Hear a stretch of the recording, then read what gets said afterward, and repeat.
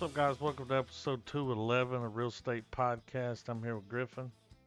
I'm here with Trev. And I'm here with Adam. This week we finally watched Whiplash. Yeah, right. I mean, since they used Whiplash for this as the title of this movie, Yeah. Whiplash, comma, or the importance of tempo. yeah, right.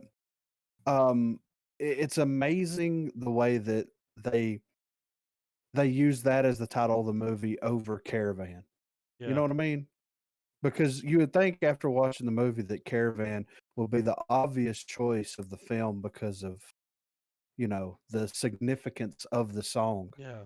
But Being the end of the movie. Yeah, well, I mean, and that was they were working towards Caravan, or he was working towards Caravan the whole time, being able to play it properly. You know what I mean? So the significance of that song is going to ripple through that dude's life forever. You know what I mean? Like for all of eternity. So. Well, I mean, I feel like it kind of encapsulates though, like the physical, like Whiplash. The physical like the actual pain that this motherfucker goes through. The trauma. Yeah. Yeah, you're right. Because it's so much shit's going on in this dude's life, and on top of it all, he's just trying to be a good musician. Well, let's explore that a little bit here. So this dude is so consumed with being one of the greats. Yeah. Look, all right, there's nothing wrong with pushing yourself as far as you can to make yourself better at anything whatsoever. But you also got to have a life. Yeah, but once you start sabotaging yourself, and the reason that I'm saying that is because like he could have had a relationship with this chick. Now they were in college, but okay, so they're over all that high school bullshit. Now it may have ended like he was talking about. He may have resented her or whatever, anything like that could have happened. Absolutely. But there's a certain level of maturity that comes with that age that, Well, she tried to tell him, she's like, "Are you sure that's going to happen?" Yeah, right. Have I done that yet? Yeah, right. She tried to tell him. He's like, "I just got to be the greatest. I can't have you." The director, that line that he gives, I saw some interviews with him back. I watched this not too long ago, and I went and watched some, behind the scenes stuff, and like the short film that the movie's based on. It's like an 18-minute film. All the same actors except for the kid. They had that dude that was in I just said it a minute ago, Trav. I can't remember now. Where's my notes? It was that oh fuck. Hang on, I got it right here. Catch Me If You Can. It's killing me. It's killing me. Scott Pilgrim versus the World. So young Neil. So the original, that Johnny Simmons. Yeah. No relation to JK. Yeah. But he plays Neiman in the short film. And all they do is like that first encounter where he comes in there, sits down, he yells at the kid. He's like, "What are you, fucking Elmer Fudd?" And I think he does all of this just to fuck with him. That's like this, guys. And they never answer this question in the movie. They just leave it open.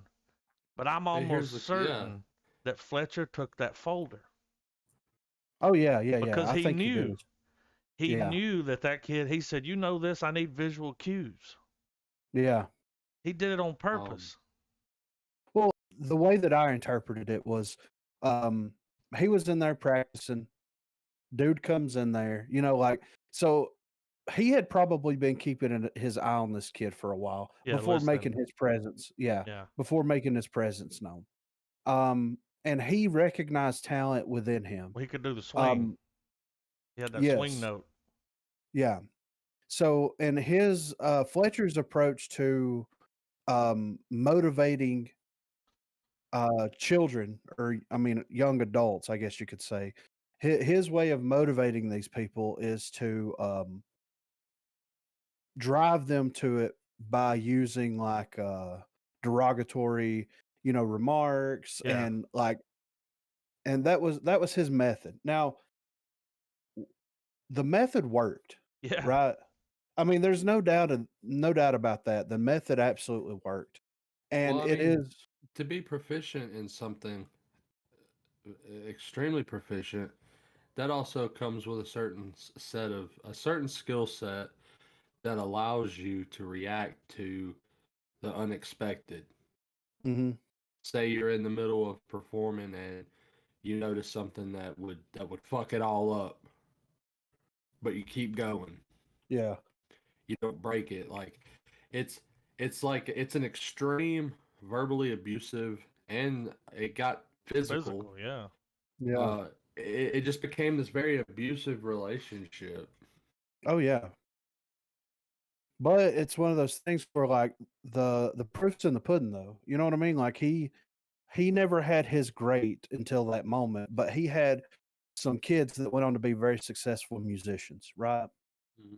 He also had kids that went on and committed suicide and had suffered from depression and anxiety and had like PTSD from all this. It's like it kind of went hand in hand. You have your good with your bad, your successes with your failures there. One of my questions is, do you think that his reaction to the kid telling the class that the kid hung himself and his reaction to that, do you think his reaction was genuine? I think his reaction was, I might lose my fucking job. Right. I don't think he gave a fuck about the person. Right. Because the way he acted, I mean, that in the end, that's what got him fired. Like, yeah, dude comes forward and he's like, yeah, he's abusive. Yeah. Because nobody would ever do it. But I don't think he was like, because it's like, all right, the kid didn't make it, the kid killed himself. He wasn't cut out for it. Right. Well, I just picture Fletcher being like that. The scene where he leans into him on the kit and he goes, "I know it was you, you motherfucker." Yeah. Yeah. To me, that signified that like he had been playing a game himself too. Yeah. He got him up there and switched songs on him because he wanted to fuck him up because there's some important people watching the show. Yeah. And if he screws up, he's done. The director did go. Remember when they're sitting around the table talking to the family and they're like, "You'll die fucking old, alone, broke, a junkie." The director says like that's what happens to him. Like it doesn't end well for him later on down the line. Like he's gonna have this little moment of glory here and move on to play and be good, but it's not gonna end well for him. That's the road that he took. No friends, just playing all the time, like not having a life. Just want to be the great all the time. That moment where the father is watching him play at the end, that's when he realizes his son's gone. Yeah. This is in the words of the director. That's when he realizes like he's lost him. Yeah. I mean, watching the movie through this lens, because this is like the third or fourth time that I've watched it, but this is the first time that I've watched it with this information, right? Mm-hmm. With like knowing the outcome of the kid, with knowing, all of these kind of important cues and everything, these things that happen. It's very disturbing. Yeah. Like the film is very disturbing.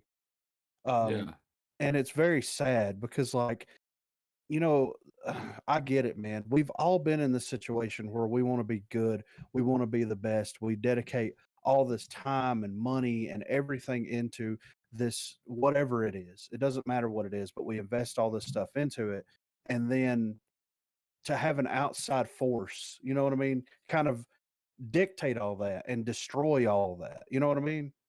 Yeah. It's very relatable, but it's very sad to see, like, because we know how this is going to play out for this guy. Yeah. Because it all marches in tune with people who become slave to music. Oh yeah. Most definitely. I've mentioned it on the podcast before, but the director was in a music school and experienced fear from a music teacher. Like, I'm sure it wasn't this bad. Right. But he said it was like, PTSD. Like, right. just you didn't even want to go to class. Like, what's going to happen today? Like, am I going to be good enough? Am I? And they're already hard on people that play like that, like piano, and they spend their whole life trying to be like some child prodigy. They're already, they're never good enough. Like, even when they're the best, they're still like, it's not good enough. Yeah. Well, whenever I had my classes, and I'm sure it's only worse as the higher up you go into, high-end university level, schooling. And, you see people come in that are extremely confident, and you just see that get chiseled away like it gets broken away like styrofoam, dude. Yeah. Right. So it's there's that. There's definitely, you can tell that the people behind this movie had they had some sort of some sort of understanding of those situations, because while some of it were exaggerated for dramatic effect, when like when you're wanting to excel, it gets to where it's very it's an obsession for the player, and it's this weird masoch or not, whether it's masochism or sadism from the teacher, because the teacher knows that you've got to drill it in the fucking person's head. Yeah. There's no cutting corners. There's no bullshit. You got to put the work in, and calling them out on that shit, and just it's its own little fucking world, dude. Man. It's like music boot camp. Yeah, more or less, right? Whenever, and I still think his intentions were pure, though. Oh, well, he was trying. I mean, he did make a great drummer at the end of the day. Yeah. The shit got out of hand, but he still succeeded. But he got his fucking buddy Rich. This may sound fucked up, and this may like let everybody in on like what my mental state on all this is, but like I don't view Fletcher as the bad guy. Like if you've got, protagonists, antagonists, all this kind of stuff, I don't view Fletcher as a bad guy whatsoever. Like I view him he's pushing him. I view him as as a 110% motivator that takes it to the absolute extreme. Yes, but he gets the results that he wants. He has a reputation that he's trying to maintain. On top of that, he's also trying to make greatness.